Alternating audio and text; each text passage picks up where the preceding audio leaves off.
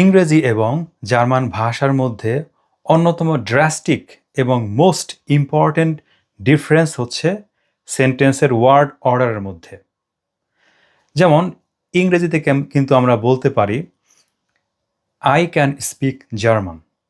I can speak German. Can এর ঠিক পরে কিন্তু আমরা স্পিক ভার্বটা ইউজ করেছি। মডাল ভার্ব এবং মেইন ভার্ব পাশাপাশি। বাট জার্মান ল্যাঙ্গুয়েজে এভাবে ইউজ করা যাবে না। আমাদের কি বলতে হবে? Ich kann Deutsch sprechen. Ich kann Deutsch sprechen. যখন জার্মান ল্যাঙ্গুয়েজের নিয়মটা হচ্ছে এরকম যে একটা সেন্টেন্সের মধ্যে যখন হচ্ছে দুইটা ভার্ব থাকবে, যেমন একটা মডাল ভার্ব, একটা হচ্ছে মেইন ভার্ব, তখন মেইন ভার্বটা কি হবে? সেন্টেন্সের একেবারে লাস্টে চলে যাবে, একেবারে শেষে চলে যাবে।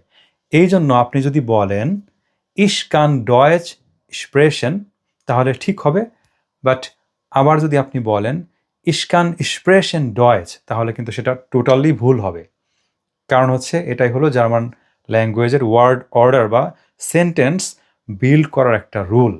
আমাদেরকে মেইন ভার্ব কি করতে হবে? মেইন ভার্ব হচ্ছে একেবারে সেন্টেন্সের শেষে বসাতে হবে।